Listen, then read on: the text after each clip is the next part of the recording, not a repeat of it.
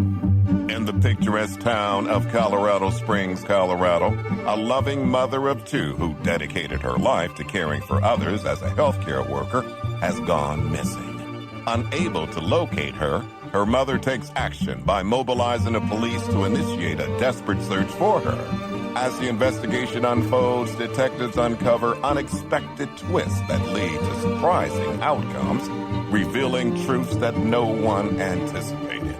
So, we ask the question, what happens when love becomes fatal? This is the Fatal Attraction Podcast with Over the Edge.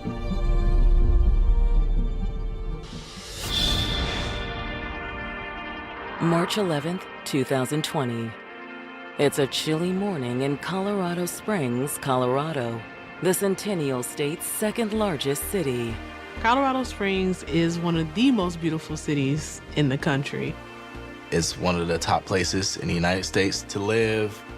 It is home to Pikes Peak, home to a lot of great hiking, picturesque views.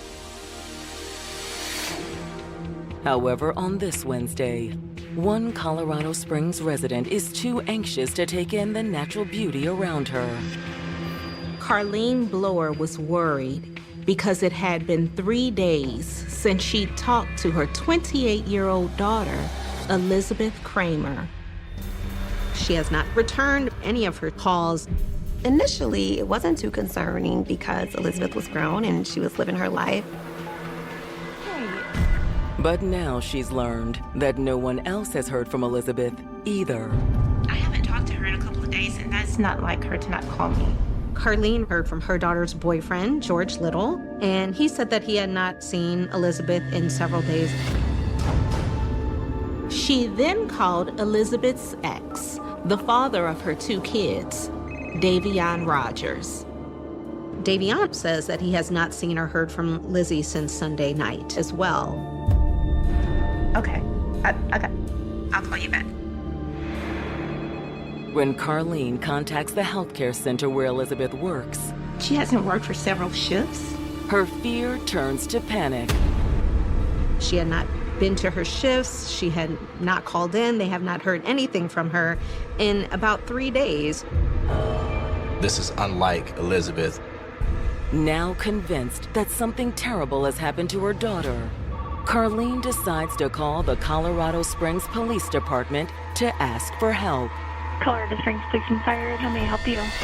Yes, I am calling because I have concerns about my daughter and I don't know how to do a welfare check for her. It's every mother's worst fear for your child to be missing, to not know what's going on.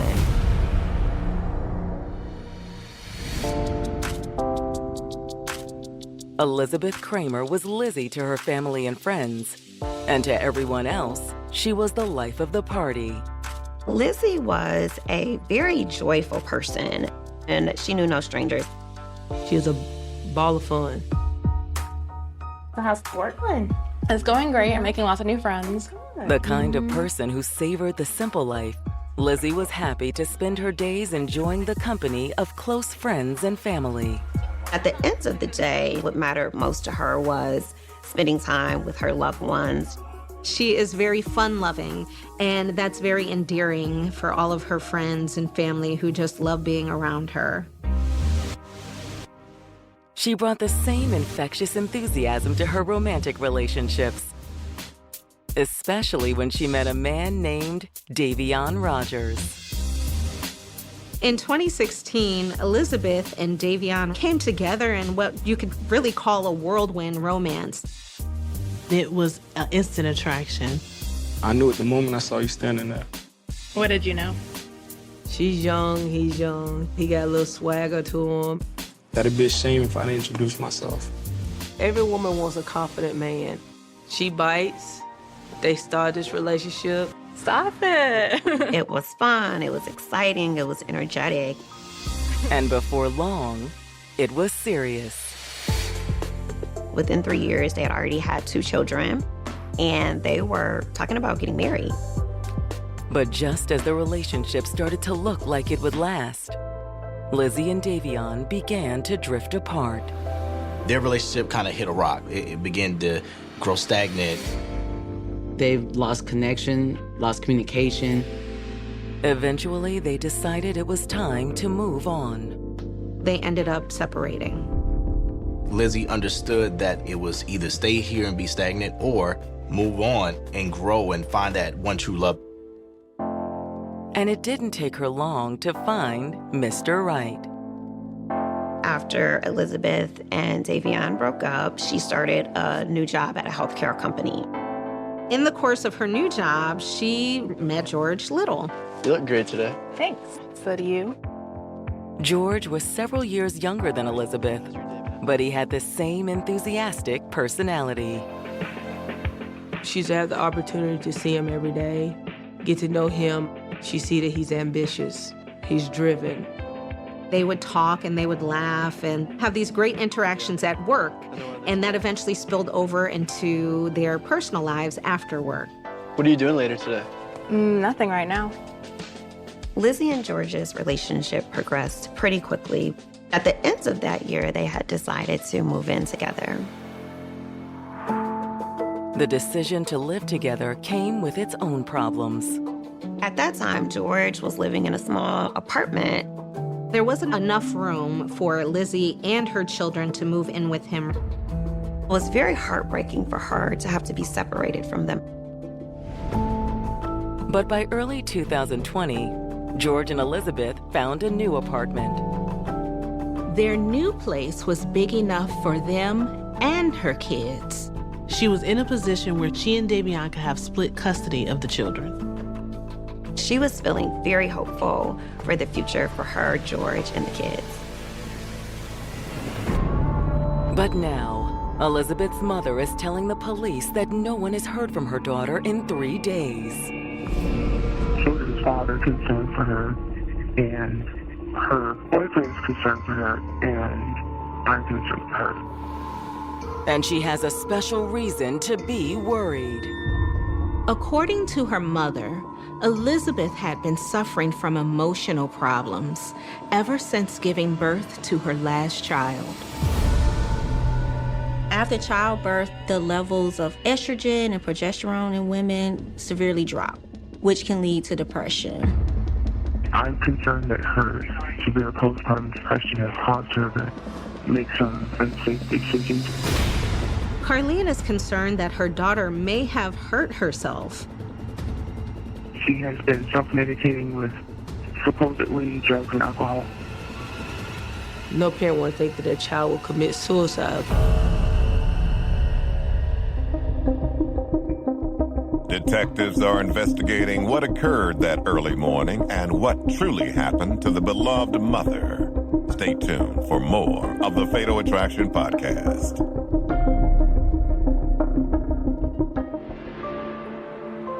The life of Colorado Springs healthcare worker and mother of two, Elizabeth Kramer, had become a daily struggle. After Lizzie had her last child, she had been suffering with a severe bout of postpartum depression. She was falling into a deep hole. But in the fall of 2019, it appeared to her family that she was finally making improvements. She had gotten a job at a healthcare facility, and she was really enjoying what she did. She started a new relationship with a guy from work named George Little, who seemed to really adore her. You look great. And she'd started working on a custody arrangement with her ex and father of her kids, Davion Rogers. That is an incredible feeling like everything is working out. But now, her mother has called the Colorado Springs police to report her daughter missing. Carlene hadn't heard from Elizabeth in 3 days, and that gave her cause for alarm. Her anxiety was through the roof. Carlene tells the police that she's afraid her daughter's disappearance might be connected to her postpartum depression. Her mother is concerned that she might have done something to hurt herself. Do you know where she is right now? I don't. I have no idea. Okay, so we can air information to officers in the area so they can start looking for her. After the call, Elizabeth's mother heads to the police station to give detectives more information. You want to take a seat here? So, when was the last time you saw your daughter? It was on Thursday. We had lunch and like a mother's daughter spa day. Lizzie seemed normal, and she was telling her mom how excited she was to see her children again on Sunday for dinner. They spoke again on Sunday prior to Elizabeth picking up the boys. But a couple of days later, Carlene got a disturbing call. George, Lizzie's current boyfriend, calls Carlene and tells her that he's concerned about her whereabouts. He said the last time that he saw her was on Sunday, just before she went to pick up her kids. From their father? Yes, Davion Rogers. Carlene, of course, immediately calls Davion. Davion let her know that, yes, Lizzie had come by the house. She picked up the children around 5 p.m. She dropped them back off around 7 p.m. and she left, and he hadn't heard from her either. Even more concerning is that Carlene believes her daughter has been self-medicating for her depression. Her mom thought that maybe she was in such a severe state of postpartum depression that maybe she was indulging in prescription medication. What makes you think that? Because when I talked to Davion, he told me some things. Davion told Carlene that Lizzie stole prescription painkillers from him. He said she was stealing pain medication from him and disappearing for days on end. I'm just so afraid. I'm afraid that she may have done something to herself. The detectives share Carlene's concern. The police are convinced that there's sufficient cause for worry, so they issue a BOLO for Elizabeth's car, and they start the process of obtaining warrants to look into her bank account records, her social media records.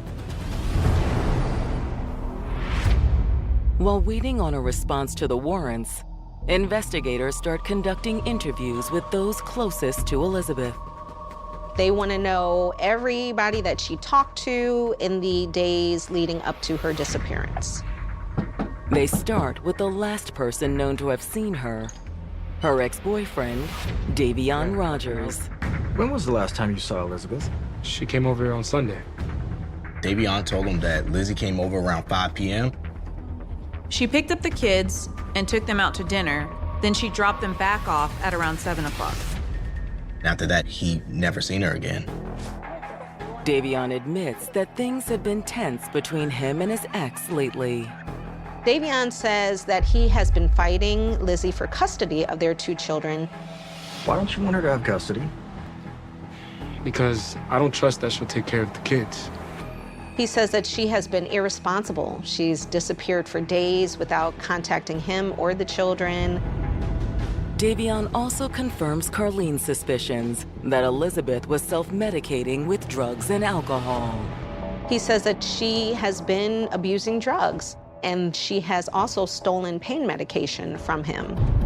I have to ask you this. Did you have anything to do with Elizabeth disappearing?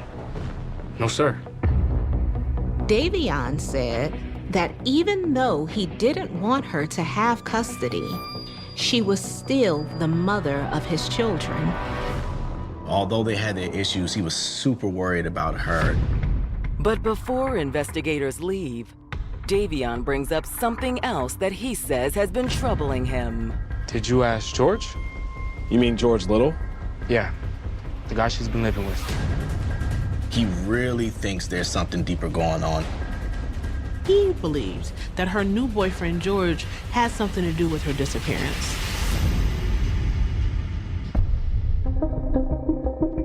Brace yourself for more of this tragic story. This is the Fatal Attraction Podcast. Hey, true crime listeners, we'd like to introduce you to something new from TV One and the Urban One Podcast Network. Explore the mesmerizing tales of women turned supervillains arrested for crimes all in the name of love. What lengths would you go to for love? Let's listen to TV One's For My Man podcast.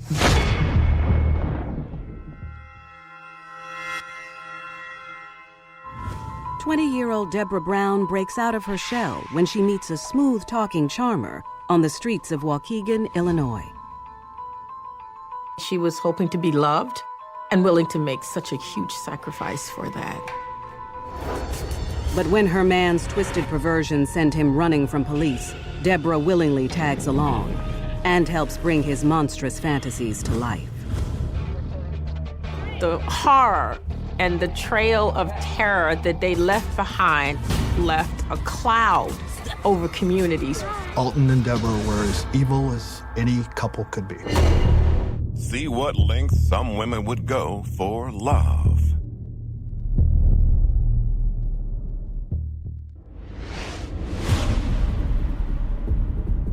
Police in Colorado Springs have learned that missing 28-year-old Elizabeth Kramer was struggling with postpartum depression and drug use. Postpartum depression is something that so many women suffer from after having a baby. It puts them in a very dark, negative space that is dangerous.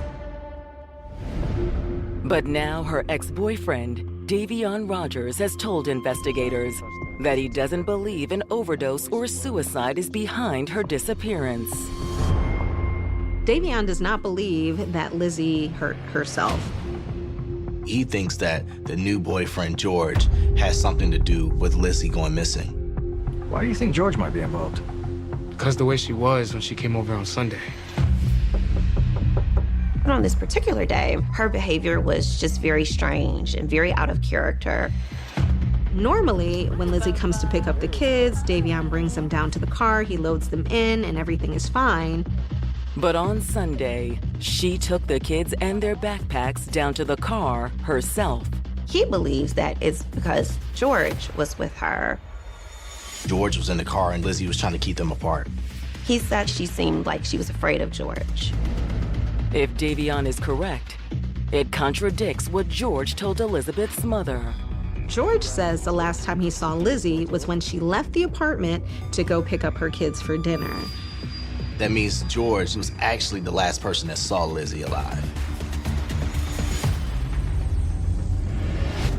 After talking to Davion, investigators asked George Little to come in for an interview. He tells police officers that he will do anything to help find Lizzie. How are things between you and Elizabeth? Good. Really good. He tells them that things were going great with him and Lizzie, that they were happy. Did you go with her to get the kids? No, I never go with her. You sure about that? Davion seemed pretty convinced that George was in the car while Elizabeth was picking up the kids. So detectives just came right out and asked him whether or not he was involved. Did you have anything to do with her disappearance? Man, I'm trying to help find her. Why would you ask me that? He stated that he loved her a lot and that he would never harm her. But he says he knows someone who could. While Davion was pointing the finger at George, George actually says they need to be looking at Davion. That guy's scary. What do you mean? He said that Davion was very jealous of him to the point that he would actually threaten him. George also claims that Davion's stories about Elizabeth's drug use are outright lies. George tells the police that the most she has ever done is drink and maybe some marijuana, which is legal in Colorado, but she has never done anything harder than that. He lets the police know that Davion had been feeding Lizzie's mom different stories about her drug use and disappearances.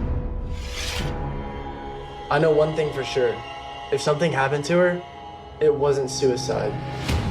George wasn't concerned that Lizzie did something to herself. He was concerned that Davion did something to her. Thank you for your time. Investigators have now heard two different stories from Elizabeth's boyfriend and her ex, but they don't know which one is true. Detectives subpoenaed both of their internet and phone records to see what was really going on between them and Lizzie. However, they're still waiting for the results when they get their first big break in the case. Detectives were notified that a 911 call came in earlier that morning reporting a suspicious abandoned vehicle. Colorado Springs Police Department. How can I help you? Who do I talk to if a vehicle might be stolen? Is it your vehicle? No, it's actually parked on the street. Just in info I just want to make sure it's stolen. Okay. An officer will be dispatched as soon as possible. When police ran the plates, they discovered that it's Elizabeth's SUV. Patrol officers contacted the detectives who were working the case, and they came out to search the car and the surrounding areas. They did not find Lizzie inside of or around the car. However, they did find red stains in the car. They noticed something that looks like blood smear on the car seats, which is not a good sign in any missing persons case. Detectives canvassed the neighborhood, hoping someone saw the person who abandoned the vehicle. No one has seen anything or heard anything. It's not looking good at this point. There's not a whole lot to go on in terms of where she is. Until a few days later, when there's another break in the case. It starts with two teenagers in the mountains outside Colorado Springs. Hey. They were hiking. They found this 50-gallon bin. It was a plastic tote that had been duct tape closed. It immediately piques their curiosity. The teenagers got really curious and they cut the duct tape off. When they open this bin, they find a body there. This missing persons case turned into a homicide investigation.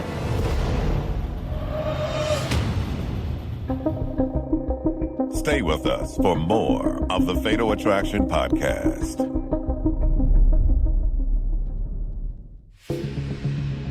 Two weeks after 28-year-old mother of two, Elizabeth Kramer, disappeared, hikers outside Colorado Springs have stumbled across a dead body in the woods.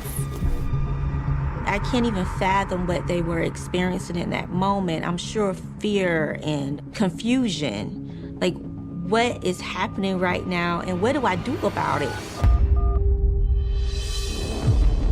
Detectives are quickly called to the scene to make a positive identification. They would need to run her prints to confirm, but the detectives were fairly certain that the woman in the tote was Elizabeth Kramer. Detectives also had a theory for how she ended up there. There was a road that ran atop a cliff overlooking the spot where the tote was found. It looks like it was pushed off the edge. It's clear, this is a dumping ground. This is not where the actual murder occurred. But it's not clear how she died. There was really no trauma that they can see that was done to the body. It's not until they get to the autopsy that they're able to determine a cause of death. The post-mortem exam reveals a phenomenon known as petechia, burst blood capillaries. The medical examiner was able to determine that there were tiny blood vessels in Elizabeth's eyes that were broken. It's a clear sign that Elizabeth had been strangled to death. The amount of passion and rage that it takes to strangle somebody to death is crazy. But who had that kind of rage against Elizabeth Kramer? The obvious suspects were the men in her life, her boyfriend, George, or her ex, Davion. But it was also possible that Elizabeth was involved with someone her family or her boyfriend didn't know about. Looking for answers, investigators interview people at the healthcare company where she and George both worked. When police speak with Lizzie's co-workers, they discuss how devastated and heartbroken they are to have lost her. As far as her co-workers are concerned, one suspect can be ruled out. Lizzie's co-workers said that she was extremely happy with George. There's no way George was involved. But that's not what they say about Davion. Davion was a bad guy. Lizzie had confided in them several times that not only was Davion a cheater, but he was also very violent toward her.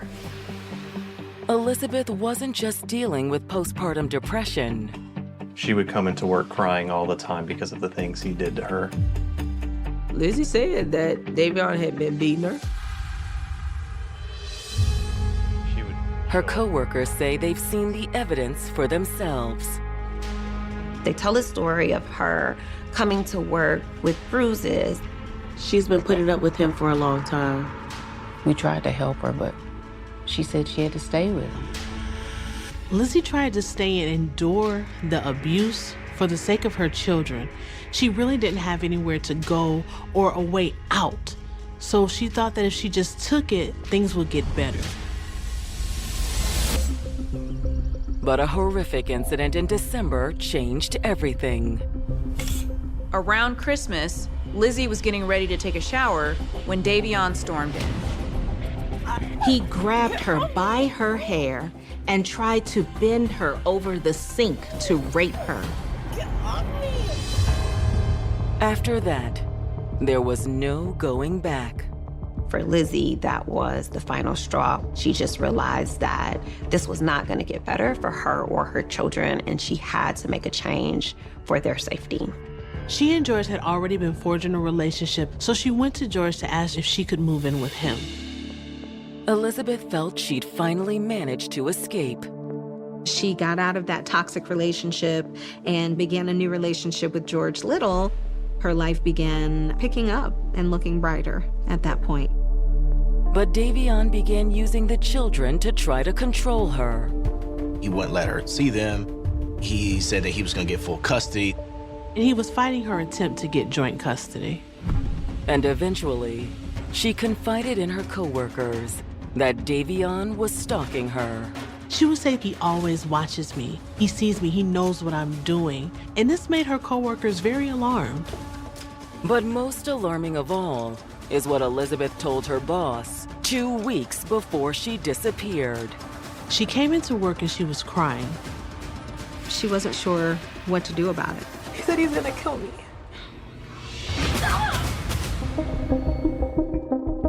Brace yourself for more of this tragic story. This is the Fatal Attraction Podcast.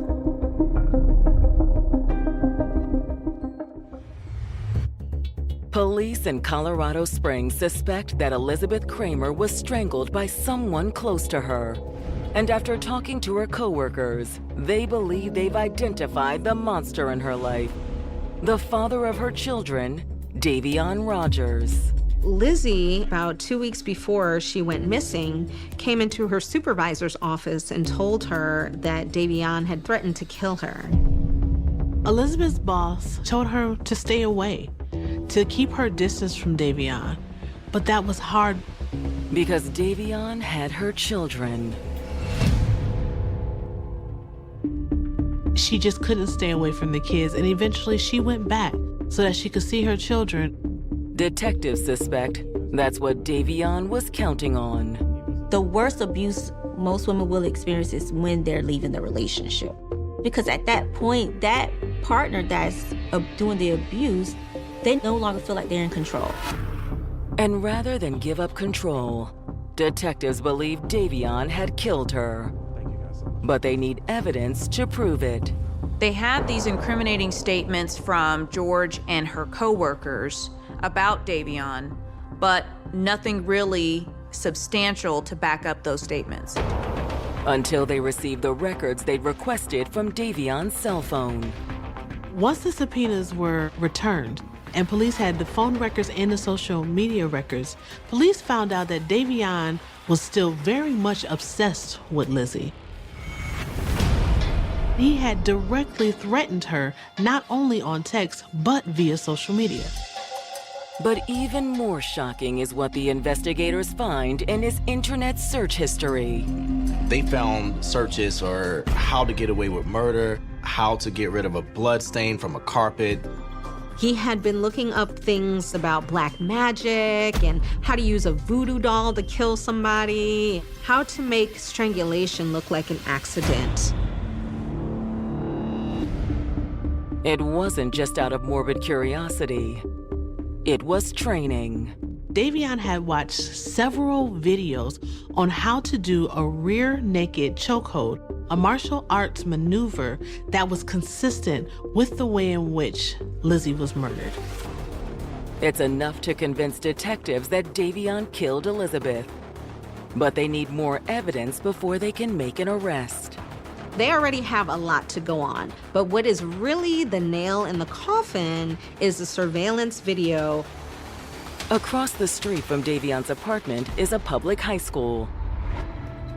And when detectives contact the staff, they learn that there's a security camera pointed right at their suspect's front door.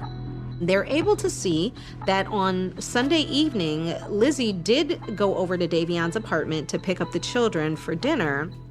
The footage from the surveillance cameras showed Elizabeth pulling up and parking, getting out of her car at 4:33 p.m. She enters the apartment, but they do not see her come back out. Instead, they see Davion.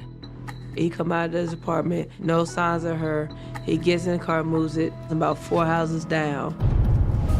After moving the car, he goes back inside the apartment. Some time goes by and another black man shows up. The other man brought a large item to the door, waited outside, and was then seen helping Davion carry it away from the apartment. It looks like the bin that Elizabeth's body was found in. At no point while police were watching the surveillance footage did they ever see Lizzie leave the apartment. It's the proof the investigators have been looking for. The police finally have enough evidence to charge Davion. On June 17, 2020, police take Davion into custody at his apartment. They immediately conduct an interview, hoping to close the case with a confession. They give him an opportunity to come clean and tell the truth. Davion denies that he had anything to do with Lizzie's murder. Davion was sticking to his story. You know, he didn't change up anything. So detectives decide it's time to lay all their cards on the table. We didn't just bring you down here for no reason. Okay, we got some new information in the case. They tell Davion that they have the video, they have the internet searches, they have this evidence against him. When they let him know, hey, you can't get out of this, he cracked. He finally says he is ready to tell the truth. She came over to pick up the kids like I said. But then something happened. When Lizzie got there, he informed Lizzie that he did not trust her and did not want her to have the children. They got into a heated argument about custody. I can't take it anymore. I cannot take it. They're getting into a shouting match. And it quickly turned into more than just shouting. He told her he was taking the kids and he was moving to Memphis. He said it set Lizzie off, and she lunged at him. She came at me. Like, she was trying to grab me. And what'd you do? I, pushed her off me. But according to Davion, that wasn't the end of it. Davion said that once he pushed Lizzie off of him, she grabbed a knife. She turned around and told him that if he was going to take the children, that she was going to kill all of them. Davion says he had to protect himself. I didn't have a choice. I couldn't let her cut me. That's when he put her in the chokehold. He really intended to just restrain her. He didn't even realize he was choking her so hard. He did not mean to kill her.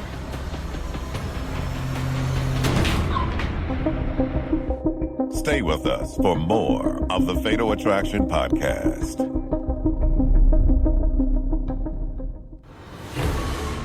Armed with security camera video and their suspect's incriminating internet search history, Colorado Springs police have arrested Davion Rogers for the murder of his ex-girlfriend, Elizabeth Kramer.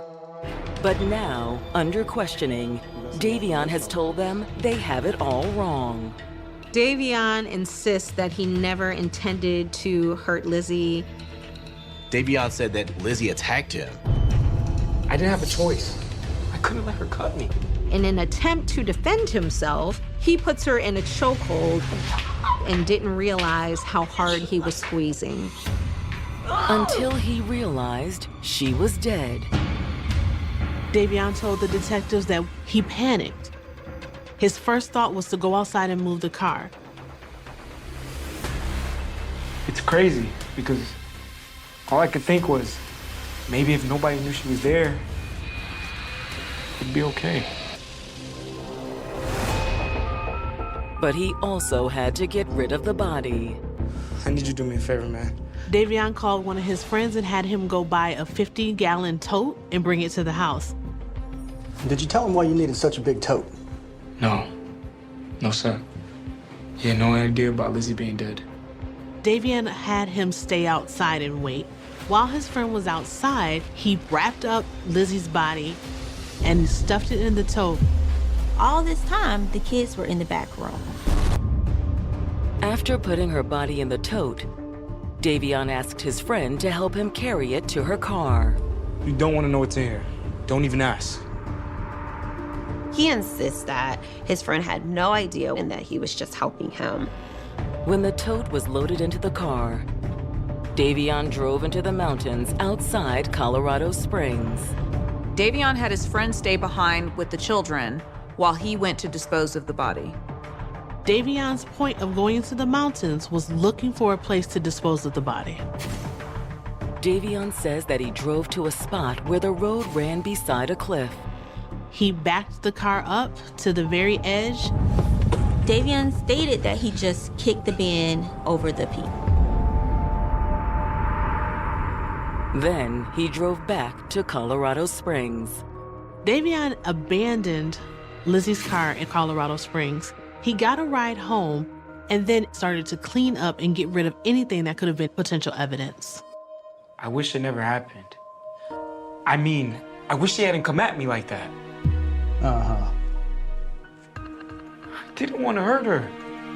The police are not really buying that. They know that it takes several minutes to strangle somebody. It also doesn't fit with what investigators found in his internet search history. They feel he was so upset that Lizzie was leaving him for George that he had already planned on killing her. They end up charging him with first-degree murder. When Davion goes on trial on February 25th, 2021, the prosecution tells the jury that the death of Lizzie Kramer was no accident. This was premeditated. This is something that Davion had planned to do. Prosecutors state that his motive in murdering her was the fact that Lizzie was leaving him for another man. He doesn't want her to take his kids away from him and go start a new life with some other guy. Davion refused to accept that their relationship was over. But nothing could persuade her to get back together with him. Elizabeth was not going to go back to an abusive relationship no matter how hard he tried. Davion has felt like if he couldn't have Lizzie, nobody could. In the end, he decided she had to die. This was done out of jealousy, out of him losing his sense of control over the relationship. Prosecutors made it clear that this was not a crime of passion. Davion had spent several days searching and planning out how he was going to kill her. By March 8th, he was ready. When Elizabeth showed up to take her children to dinner, Davion took that opportunity while she was alone to end her life. He knew he was going to commit this crime. He's prepared for it. He struck without warning. Davion caught her off guard as soon as she walked in, put her in the chokehold that he had been practicing. He held it extremely tightly for several minutes. Davion had plenty of time to realize what was happening, and still he did not loosen his grip. It was deliberate and cold-blooded. This all happened while the kids were playing in the back bedroom.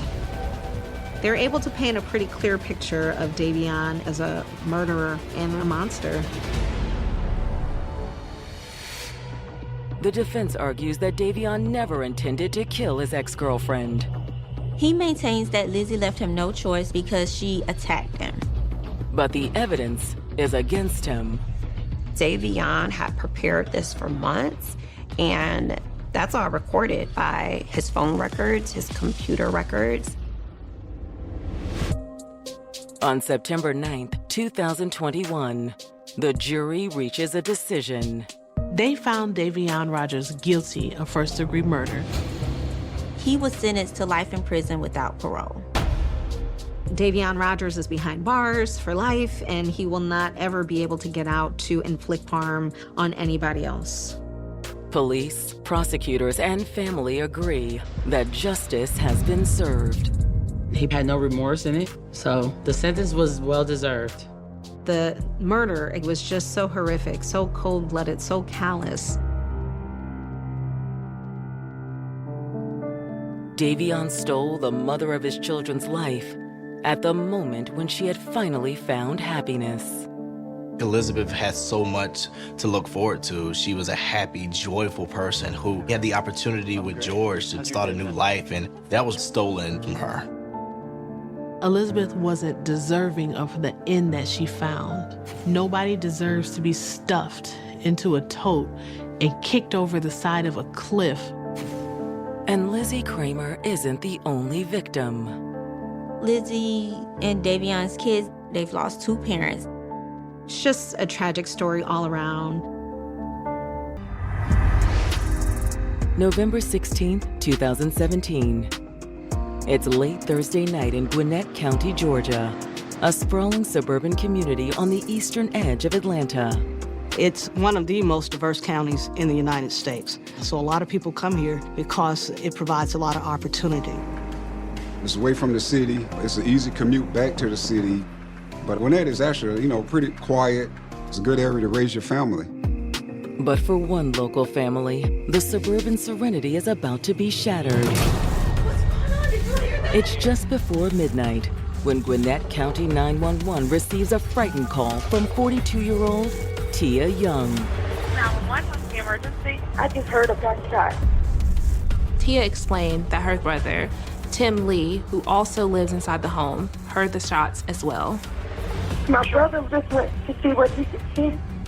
Tia's still on the phone when Tim steps back inside. It's George. He told her that her husband had been shot. He's at the front door, right in the back door. His condition is critical. He's laying on the ground bleeding.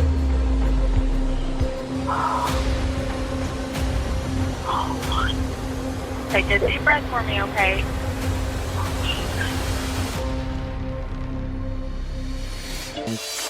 If you're looking for more, you're gonna likely be drawn to Atlanta. You got people from out of town moved here, want to start a business or get involved in entertainment, sports. It's kind of place to be for African Americans. In Atlanta, George found work in the security field. He had done some security work back in his hometown in South Carolina, but the opportunities in Atlanta seemed endless. The entertainment industry is rooted here, and it's ever expanding. Entertainment does require security. It's really necessary, and it's a really big industry in Atlanta. And George had connections. Tia was really good friends with a woman who happened to be married to a guy that owned the most successful security company in town. We've got several high-end clients. We've done Rihanna, Usher, Jay-Z. We've done a lot of them. We've had Shaquille. Whenever there was an event in Atlanta, they were gonna call. It's highly requested by all the clients. Despite the high demand, George somehow found time to start his own business. He owned his own electronic security company, installing alarm systems. Smells good in here, babe. You're up early. Yeah. Gonna be late tonight, babe. I got 3 big installs today, okay? Okay. George was known to work long hours, sometimes putting in 67 hours a week. He was just relentless. Guys like this aren't born every day. Tia was just as busy taking care of the couple's growing family. She's raising 3 boys. She was committed to being a stay-at-home mom, taking care of the kids. But George always made time for his kids, too. He would always talk about his boys, and he always found a way to be there for his kids. There's times he would call and say, hey, I can't start this job until 2 o'clock because my son has soccer practice. In 2012, George's hard work and Tia's loving support took their family to the next level. A gorgeous new home in Gwinnett County. George had that hustle mentality where he's going to do anything for his family. Gwinnett County is a quieter way of life, a slower pace to life, and an opportunity to perhaps buy a bigger home that they can buy in the city. Gwinnett is more of the safe place where you think, okay, well, I can get a nice house for a certain amount of money and raise my family. Hardworking and generous. In 2016, the Youngs opened their home to Tia's brother, Tim Lee. He was catching some hard times in South Carolina, living in motels, sometimes not having a place to stay. George reached out and invited them into the couple's home. George, I can't, man. Are you sure about this? Come on, man, your family. To help Tim get back on his feet, George also got him a job. George had approached me one day and said, hey, brother, I have a guy that I want to bring on board. He doesn't have any experience, but I'm going to teach him.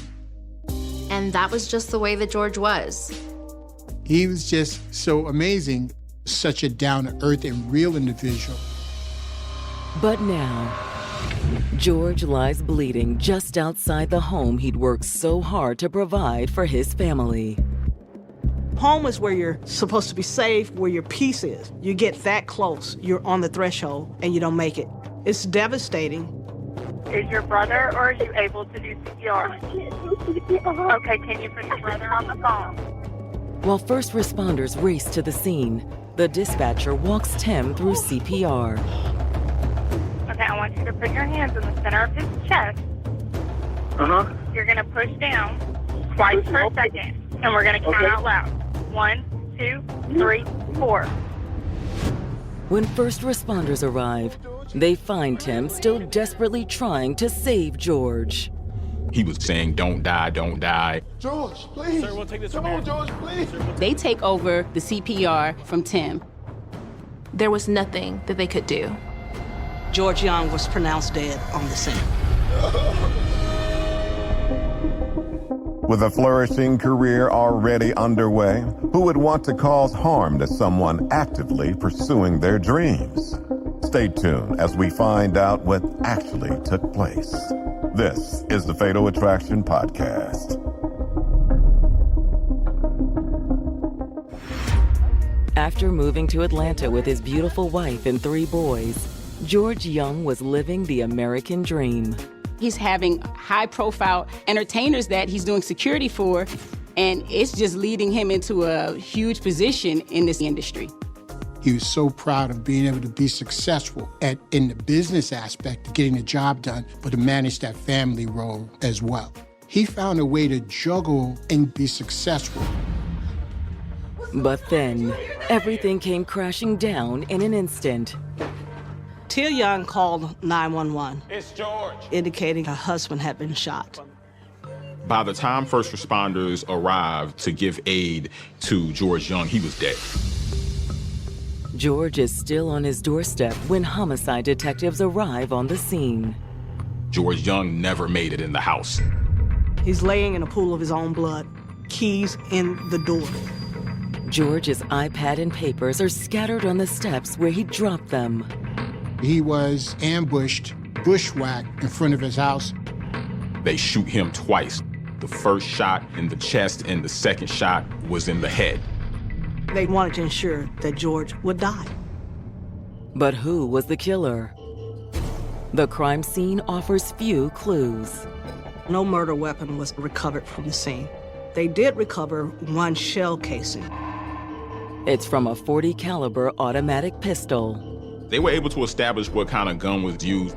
It was impossible to say whether the killer followed George home or if he had been waiting for him. Although detectives hope by speaking to the neighbors who've gathered outside, they can find a witness who saw the killer. People in his community were extremely shocked that something like that would happen in that neighborhood. Several neighbors say they heard the shots. We didn't know it was a shot. It sounded like a firecracker. I thought it was something inside the house that fell. 4 seconds later, there was another one. And one neighbor had even heard the shooting's harrowing aftermath. And he was like, George, don't leave me, don't die on me. And then I could hear the 911 operator trying to walk him through CPR. However, the neighbors hadn't seen anyone fleeing the scene or anything suspicious in the neighborhood. None of them had any idea who might want to hurt George either. Nobody really had a bad word to say about George. He's a hardworking man, hardworking father, loving father. Hoping she may know more, detectives speak with George's wife, Tia. By this time, Tia was able to regain some of her composure, and she arranged for her mom, who was also staying in the home at the time, to watch her kids. Just kind of walk me through how you came about all this tonight, how you found out. Tia explained that George was working security late at a mall in Buckhead for an event. He told me this morning he would be home probably around anywhere between 11 and 1. She says that since George was going to be late, she'd gone to bed early, at around 9:30. But I don't think I dozed off to maybe like 10, I guess, down to 2:30, I'm guessing. I don't remember. But Tia says she'll never forget how she woke up. I heard a loud noise. She didn't know if it was fireworks, she didn't know if it was gunshots. Sometimes I don't know difference than a firecracker and a gunshot, but I was wondering why somebody would be shooting firecrackers this time of night. She goes to Tim's room. Tim's not there. She finds him in the kitchen working on his laptop. I said, did you hear that? And he said, yeah, it sounded like gunshots. The gunshots sounded very close to the family home, and out of fear for her safety and her children's, Tia contacted 911. Tim runs and gets the shotgun that the family usually keeps just for protection, and he goes outside. Tia says that Tim was only outside for a moment. He'd ran back in and told Tia that it was George and that he had been shot. The front door was wide open and I could see George's legs. That's it, because I don't want to see him like that. Understand.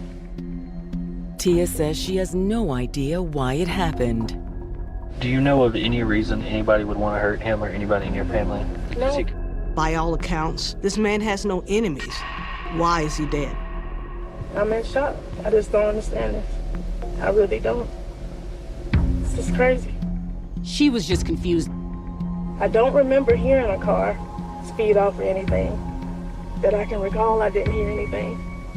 We're gonna do everything we can to try to figure that out, okay? There's gotta be something that happened, something maybe tonight, somebody followed him home. Tia says she's unsure, so detectives turn to Tim, who appears just as devastated by George's death. Tim told the detectives that him and George were very close and that George had done so much for him. I was living in motels until my brother-in-law was like, start working for me and just stay in the house. Great. Tim's account of the shooting mirrors Tia's too. I was at my laptop doing work and I heard a single shot. It sounded kind of close. And then seconds later I heard a second shot, which also sounded kind of close. Tim said that he was in the process of figuring out what was going on, but then Tia ran into the room. That's when he'd grabbed the shotgun, stepped outside, and found George. I grabbed his hand. I'm like, George, but he was just staring straight up. I kind of shaking him, George. Didn't say anything. He just, saw the blood. He goes back inside, he lets Tia know, puts his shotgun up, and he goes outside and administers CPR for George. I stayed beside him until the officer showed up. And like Tia, Tim doesn't understand why someone would want to kill George. Any beef with anybody? Was anybody arguing? I mean, have you ever had anybody try to rob anybody? Anything that would make you, why you thought this would happen? The only thing Tim can think of is that it might have something to do with their line of work. We do security work for almost everybody. Actors, rappers, musicians. Okay. And who was he protecting tonight? What was the detail for? Tonight it was Little Yachty. George Young was doing a security detail for a high-profile rapper. When you are part of the team that's responsible for providing security to a high-profile entertainer, that comes with its own set of concerns and issues. Now they're wondering, could someone have followed him home from that event?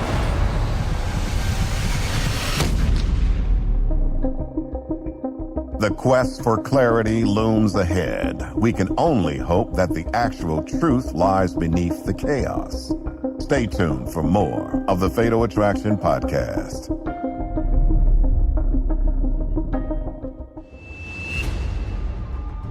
Detectives investigating George Young's murder have just learned that prior to his death, he'd been working an event in Atlanta's Buckhead neighborhood for rap sensation Lil Yachty.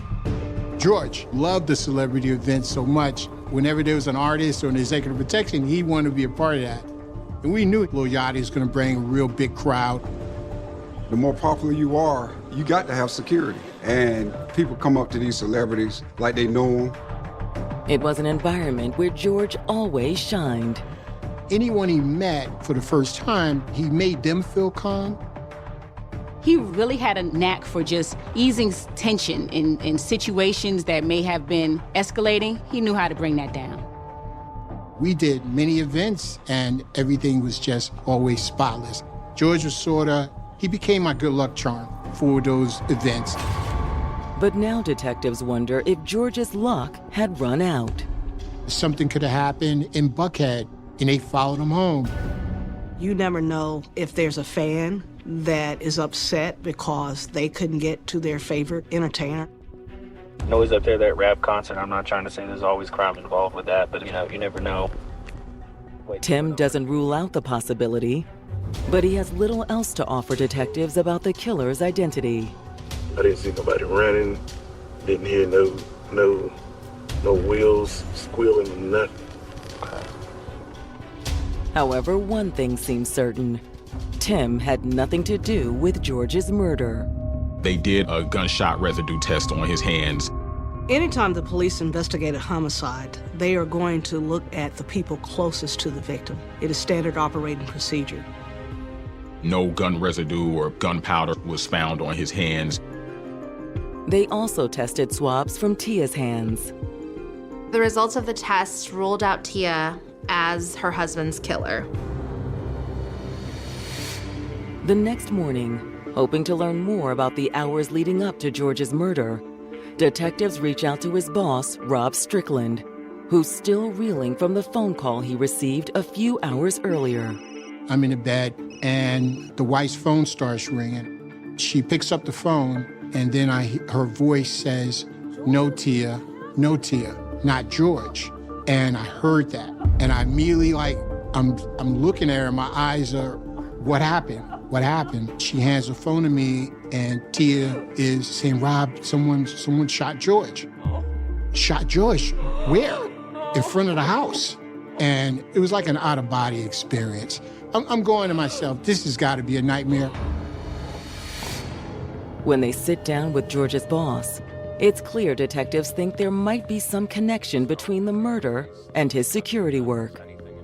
The police said they needed to question me regarding the Little Yachty event. And while in the interview room, they asked me a bunch of questions. What happened during the event? When was the last time I spoke with George?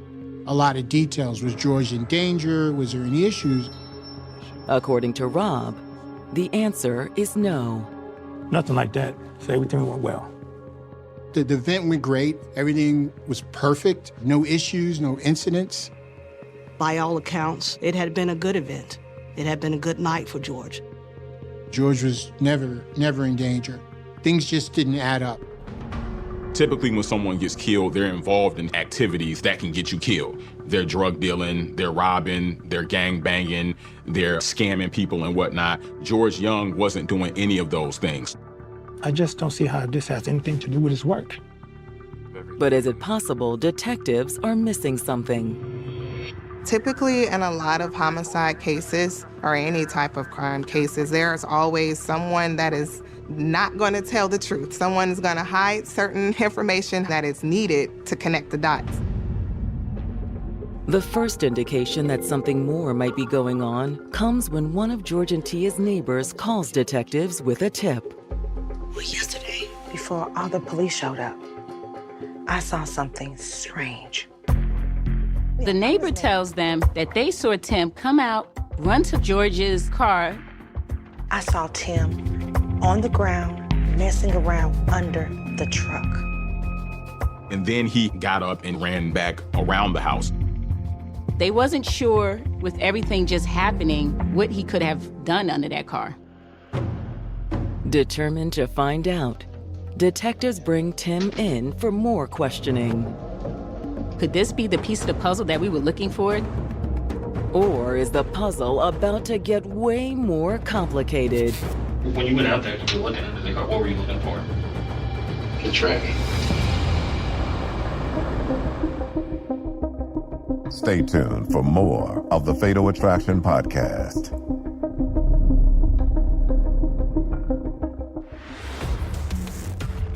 Tim Lee has just told detectives investigating George Young's murder that there was a tracking device on George's car. That's what the neighbor saw Tim removing from George's car after the murder. They were like, why was a tracker on the car? Tim tells the detectives that it was George's idea. He gave me the money to put a tracker on the truck. Mm-hmm. To find his truck? Okay. And how did you monitor that tracker? My app. Okay. The tracker had an app that was downloaded to Timothy Lee's phone. All right. Can you show me that app? Can you come up? This is the app right there. Tim's story leaves detectives with even more questions. Why would George want a tracker on his car in the first place? And the explanation opened up the floodgates. He said that he had gotten involved.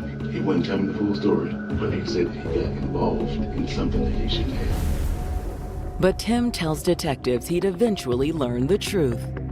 George got involved with a guy named Terrence Bannerman, who was running guns out of Florida. Gun trafficking is a huge nightmare for law enforcement. Weapons are smuggled from states like Florida and Georgia, where gun laws are more lax, into northeastern states with stricter gun laws. He was transporting guns. Sometimes in conducting your investigation, you may find some things that are not so flattering about your victim. Could that explain why George had been gunned down outside his suburban Atlanta home? You know how dangerous that stuff is, though, right? Yes. Tim says George had only gotten involved because he was desperate for money. He said George was having some significant financial problems. Even though he was bringing in a lot of money was going out. He had a wife that didn't work. He had 3 sons. He had a nice house. He had several vehicles. And he was kind of robbing Peter to pay Paul. And according to Tim, smuggling guns for Terrence Banderman had improved George's finances. But recently, he started having second thoughts. He wanted out because he felt like it was too much. Tim told detectives that walking away wasn't easy. They would not let him because he said he met too many high-ranking people.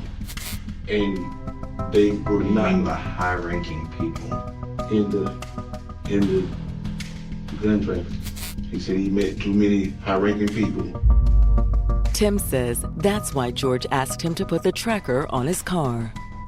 In the event that he goes missing, at least I know where the truck is. Tim said that after he told the gun runners that he wanted out, George feared that they would try to silence him. Trying to get out of it. But is it possible Tim isn't as innocent as he claims? There was one huge problem with Tim's story. He didn't initially disclose that the tracker was on the car. It means you're trying to hide something. I didn't want the actual story to come out Tim said that he was just trying to protect George's reputation. It was. Tim also tells detectives that if they don't believe him, they should ask Tia. Not too long ago, Terrence Bannerman popped up at the house and spoke to Tia. And what did he tell Tia? They need to talk because George is really messed up. Had the mysterious Terrence Bannerman followed up on his threats? Clearly, the detectives needed to talk to Tia. So we need to ask Tia, see if she can confirm what you told us about this gun dude showing up at the house, and that she knew if George was running guns or not. But when they step out of the interrogation to call Tia, her answer isn't what they expected. He said George had this whole gun running thing, and that's what he told me. Tia said she had no clue what Tim was talking about. It's hard for me to believe he was safe. Why would she do that? I don't know. I know nothing about that.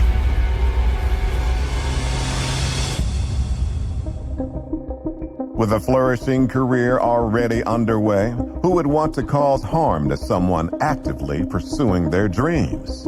Stay tuned as we find out what actually took place. This is the Fatal Attraction Podcast.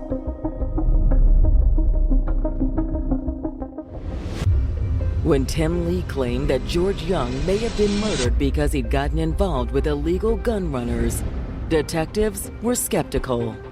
If someone followed him there, they wouldn't have let him go get out of his car and come all the way to the front door. They would have popped him as he sat in his car. Why do it right at the front door where everybody can see and hear? Tim informed law enforcement that his sister Tia could confirm his story and that a gun runner had come by the home and threatened her. Let's see what Tia knows. All right, sit tight, man. But Tia's answer apparently wasn't what Tim expected. Tia denied knowing anything about the gun running. And he said George had this whole gun running thing. That's what he told me. I know nothing about that. When they update Tim, he seemed shocked. I don't know why she's saying that, and you're telling me something different. Tim says he doesn't know either. He kept insisting that he was telling the truth. I don't know where we go from there. I don't. Do you know what this Terrence guy looks like? I've never seen him. Never seen him. I've just heard the name. You've never seen him? Not in person. Despite their suspicions, detectives have no choice but to cut Tim loose. Tia didn't back him up, so police had their suspicions of Tim's story that there was illegal activity going on. It automatically put holes in his initial story about the gun running thing. However, before detectives can dig much deeper, they're contacted by George's sister. She said she had just gotten into town from South Carolina and she needed to speak to them. When she sits down with detectives, she says she has urgent information about her brother's death. There's so much that I want to tell you that I don't even know where to start. Like, I feel like this is just crazy right now. She started with what may be the craziest thing of all. Tia doesn't have a brother. While Tia had repeatedly referred to Tim as her brother, it turns out that they were not related at all. Do you know him? Yeah, I grew up with him. Tim was one of George's friends from South Carolina. And I don't like him, I never have. Okay. But George's sister suspects Tia may have had a different opinion of Tim. She said that when she got to Tia and George's home earlier that day, she found Tia and Tim alone together. Hey, Tia. It was in the room with the door closed. Hey. Both of them. Both of them. The detectives were pretty quick to realize where this was going. Do you think that maybe they were having an affair? Possibly.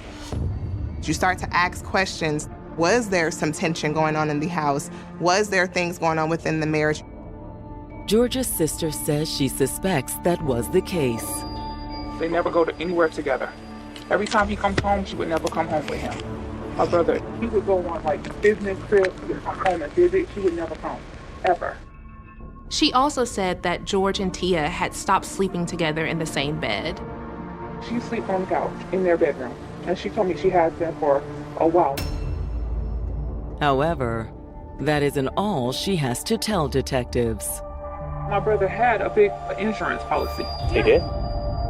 In fact, George's sister said that she found out about it from Tia. She told me my brother had $1 million insurance policy months ago. An unhappy marriage, a possible affair, and $1 million in insurance money on the line. For detectives, it all adds up to a motive for murder. It's one thing, infidelity, but greed will have you to do things that is out of the norm for you. Extreme things like plot against someone's life. When detectives follow up with the insurance company, they discover that Tia had called to file a claim. The insurance company even had the call on tape. Can you email us the recording? The name of the insured person, please. George Frederick Young III. All right, thank you. And may I have your name, please? Tia Young. And your relationship to the insured? So. All right, thank you. Are you calling in to report the passing? Yes. I'm very sorry for your loss. The fact that Tia reached out to the insurance company was not suspicious in and of itself because she did have herself and the 3 kids to take care of. However, detectives couldn't help but notice when Tia had made the call. What day did he pass away? Last night, November 16th. Less than 24 hours, Tia Young is checking on that life insurance policy? That had to throw up some red flags. But despite Tia's urgent desire to cash in on George's death, detectives are still a long way from proving that she and Tim were behind the murder. This murder happened in November, and here we are in the new year, and months are going by, and I'm getting a little anxious, and I started contacting Detective Smith. You know, hey, Detective Smith, what's going on? And he just kept, hey, take it easy, Rob, it's fine. The DA's office, they need more evidence. The search for evidence leads detectives to subpoena Tia and Tim's phone records. Unfortunately for police, there was no murder conspiracies found in the text interactions between Tia and Tim. They didn't find anything talking bad about George. They didn't find any type of coordination on the phone saying, I hate George, or we're gonna set George up and we're gonna kill him. However, the text messages leave little doubt about the nature of Tia's relationship with Tim. They found some intimate text messages. Some would even say sexual. They were in fact involved in an illicit affair. Which could give detectives some leverage. The reason I brought you back in here today is I have a follow-up question.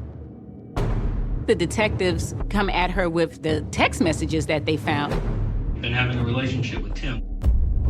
If you tell one lie, you gotta tell another lie, and then that lie gotta follow another lie. And so after a while, the lies begin to catch up. Put on the spot, Tia tells the truth. She had no choice but to just admit to the affair. The sex part, the affair, I'm very, very embarrassed. What detectives were really wanting to know is if Tia would be willing to admit to anything else. This is your only chance to tell me what's really going on, because everything else looks really bad.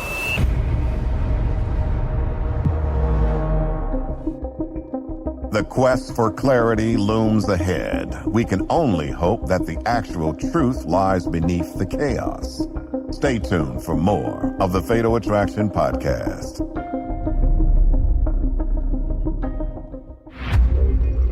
After detectives investigating George Young's murder confront his wife Tia with the steamy text messages she sent Tim Lee, she confesses they've been having an affair. And you guys are still in a relationship now? Yes, to be honest, yes. Well, that's what I want is honesty. To be honest, yes. Police kept pushing, hoping that she would admit to plotting her husband's murder. What it looks like is you're this hateful, horrible spouse that connived with your living boyfriend to kill your husband for money. If that's how it is, then that's fine. You can tell me that. But if that's not what happened, then this is your only chance to tell me what was really going on. But Tia has no intention of confessing to the murder. The only thing I'm guilty of is having an affair. Yes, and I'm not belittling it like it's nothing. I know that's a big thing. So I'm not saying it like, oh, that's all I did, but that is the only damn thing I'm guilty is that. She said that the only reason she wasn't upfront with the police about the affair is because she was trying to spare her family. I know my mom and my children would be very hurt by it, but if it has to come out, it has to come out. And it would all come out, both the affair and the alleged murder plot. After the interview, detectives placed Tia under arrest.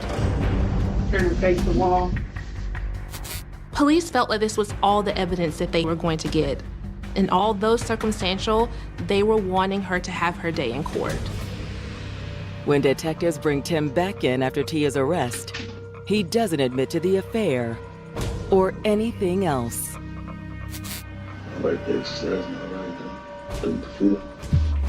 They were both interviewed one final time and placed under arrest. Tia and Tim's arrests shock many who knew the family. You have a man that is a great husband and father. A man that's doing everything any woman would want, and he's set up to be murdered. It's really hard, you know, because you try to think of reasons why, but you can't. When Tim Lee and Tia Young go on trial for murder in March of 2019, there's no doubt that George was well loved. It was definitely a packed courtroom. Clients of ours, all the people George had known in his life, the entire security team, law enforcement. There was just so many people there. It gave us all a chance to spend a little time together and talk about George, about the good times. But it was real tough.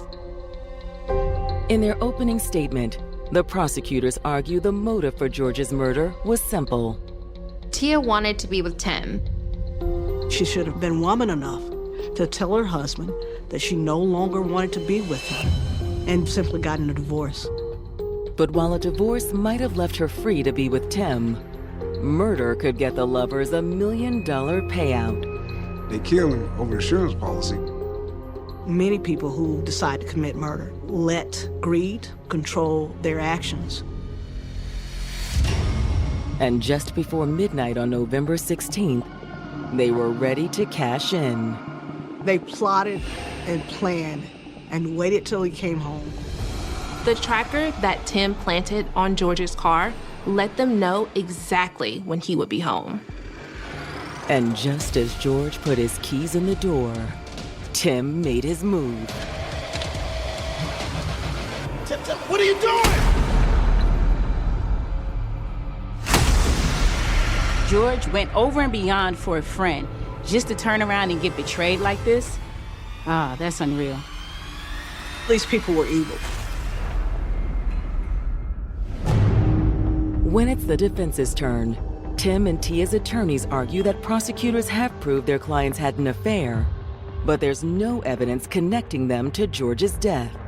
The case was 100% circumstantial, meaning that there wasn't any direct evidence. There wasn't any eyewitness testimony. There wasn't any confession. They did not have a murder weapon. They both tested negative for gun residue at the scene, but law enforcement was well aware that they could have scrubbed it off. What the prosecutors do have, though, are Tim and Tia telling lie after lie. Is the person that shot him still outside? No, my brother doesn't see anybody. She lied right off the jump. It's my brother. Now, you can say that's my brother because he's my best friend or something like that, but it didn't sound that way. It sounded like that was our blood brother. People don't lie to get into the trouble. They lie to get out of trouble. George has been running guns and he has been trying to get out. No evidence was ever found about gun running. All of the little lies, all of the discrepancies added up. The final tally is enough for the jury to find both Tim and Tia guilty of murder. I was very happy with the guilty verdicts and hope that somewhere along the line that they clearly understand how wrong it was of what they did and how bad it was for them to make a decision to hurt someone who trusted them both. And they'll have plenty of time to think about what they've done. Tim gets life with no parole. Tia gets life, but she has a possibility of parole in 30 years. Sometimes I feel that she shouldn't have an opportunity for parole based on her involvement and based on the trust that was violated.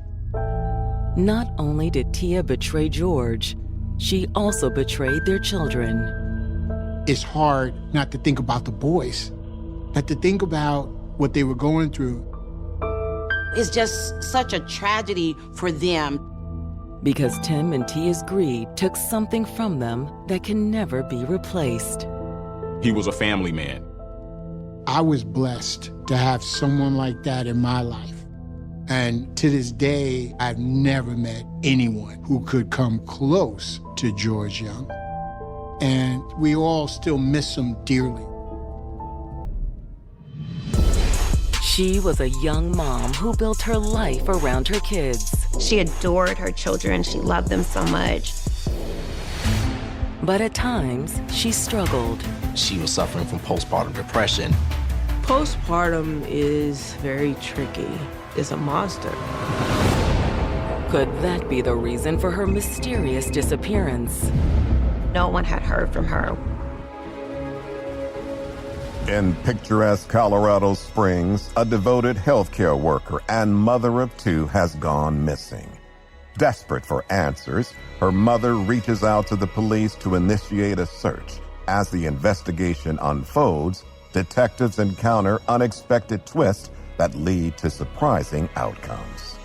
Tune in to the next episode of the Fatal Attraction Podcast. We will see you in the next episode.